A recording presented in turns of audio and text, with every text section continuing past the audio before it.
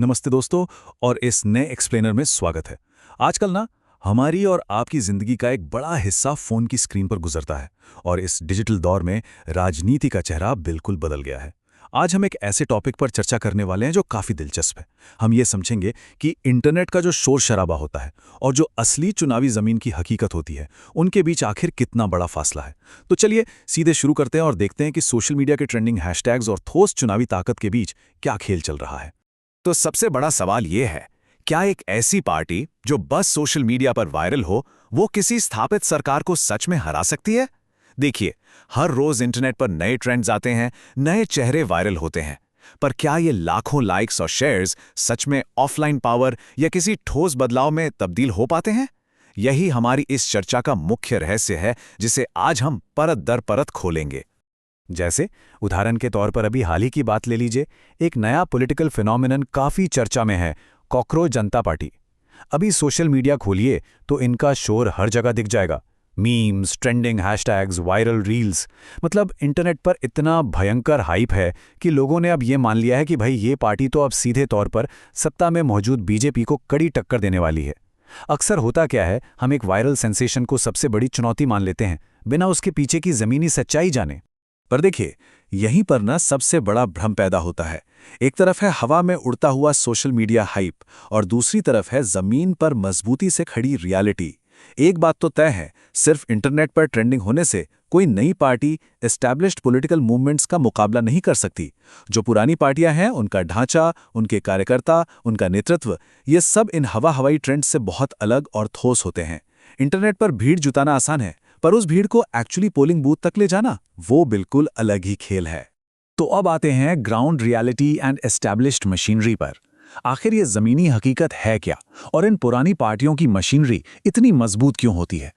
कभी सोचा है कि स्थापित पार्टियों के जो कोर वोटर्स होते हैं, वो हमेशा इतने लॉयल क्यों रहते हैं? इसके पीछे वर्षों की मेहनत होती है, ईयर्स ऑफ विजिबिलिटी। लोग उन्हें पहचानते हैं, उनके पास एक एस्टैब्लिश्ड लीडरशिप होती है जिस पर लोगों को भरोसा होता है, और सबसे ज़रूरी बात, एक डीप ऑर्गेनाइजेशन और एक प्रूवन इलेक्टोरल मशीनरी जो गांव-गांव तक फैली होती है। ये सब मिलकर एक ऐसी जड़ बनाते हैं ना, जो किसी एक नए वायरल ट्रेंड के आने से नहीं हिलती, क्योंकि वोटर अपना फैसला कल के मीम पर नहीं, बल्कि बरसों के विश्वास पर लेता है। चलिए अब द वोट स्प्लिटिंग मैथ की बात करते हैं। ये चुनाव का वो मैथमेटिक्स है जिसे सोशल मीडिया की भीड़ अक्सर बिल्कुल नजरअंदाज कर देती है। एक बहुत ही वैलिड सवाल उठता है यहाँ पे, मैं ऑपोजिशन ऐसी वायरल नई पार्टियों को खुलकर सपोर्ट क्यों नहीं करता? जैसे कांग्रेस जैसी बड़ी ऑपोजिशन पार्टी ऐसी तेजी से उभरती पार्टियों के साथ गठबंधन क्यों नहीं करती?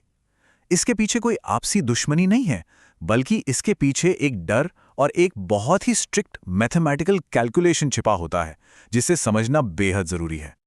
और वो डर है वोट कटिंग का। वोट कटिंग मतलब जब कोई नई या छोटी पार्टी मैदान में उतरती है ना, तो वो अनजाने में मेन ऑपोजिशन के वोट्स काट लेती है। ये नई पार्टी सरकार के नहीं, बल्कि मेन ऑपोजिशन के वोट्स काटती है। और इस वोट कटने का सबसे बड़ा फायदा किसे मिलता है? सीधे सत्ता में बैठे इनकम्बेंट को। यही वो कड़वा सच है जिससे हर स्थापित विपक्ष बचता है। एक छोटी सी भूल और उनकी पूरी लड़ाई कमजोर पड़ सकती है। इस पूरे चेन रिएक्शन को समझना बहुत आसान है। स्टेप 1, नई वायरल पार्टी पूरे शोर शराबे के साथ चुनाव में आती है। स्टेप 2, जो एंटी इनकम्बेंसी वोट्स पहले एकजुट थे, वो अब डिवाइड हो जाते हैं। और स्टेप 3, इस आपसी डिवीजन की वजह से रूलिंग गवर्नमेंट को आराम से जीत मिल जाती है। ये वोट स्प्लिटिंग का ब्रूटल मैथमेटिक्स है। एक बनते हुए विपक्ष का सीधा फायदा इनकम्बेंट सरकार को होता है। वायरल हाइप से उन्हें नुकसान कम और फायदा ज्यादा मिल जाता है। इसलिए राजनीति के दिग्गज एक बात मानते हैं कि elections are won on vote mathematics, not just popularity. यानी चुनाव सिर्फ पॉपुलैरिटी से नहीं, वोट मैथमेटिक्स से जीते जाते हैं। इंटरनेट पर चाहे जितनी तालियां बज रही हों, पर चुनाव के मैदान में ना कोल्ड कैलकुलेशंस और ठोस वोट बैंक्स का पल्ला हमेशा भारी रहता है। एक सक्सेसफुल ट्रेंड आपको न्यूज़ में तो ला सकता है, पर जमीन पर सीट जीतने के लिए मैथमेटिक्स का ठीक होना बिल्कुल अनिवार्य है। तो सवाल आता है कि द रियल पॉलिटिकल बैटल आखिर कहां लड़ी जाती है? राष्ट्रीय स्तर पर मुकाबला किसके बीच है? देखिए, वायरल नॉइज चाहे कितना भी हो, राष्ट्रीय स्तर पर जो असली लड़ाई है वो अभी भी बीजेपी और कांग्रेस जैसी स्थापित एंटिटीज के बीच ही होती है। नेशनल लेवल के मैदान पर अभी भी उन्हीं पार्टियों का दबदबा है जिनका देश भर में एक लंबा इतिहास और भारी फुटप्रिंट है। नई आवाजें लोकल लेवल पर थोड़ी हलचल जरूर मचा सकती हैं, पर पूरे देश में एक साथ चुनाव लड़ने के लिए जो मैसिव स्किल चाहिए ना, वो सिर्फ इन एस्टैब्लिश पार्टियों के पास ही होता है। फर्क बिल्कुल साफ दिखता है यहाँ। एक तरफ इन नए वायरल मूवमेंट्स का टेम्पररी बज होता है जो शायद पिछले महीने ट्रेंड कर रहा था और आज गायब है, और दूसरी तरफ कांग्रेस जैसी पार्टी का देश भर में फैला ग्राउंड फुटप्रिंट।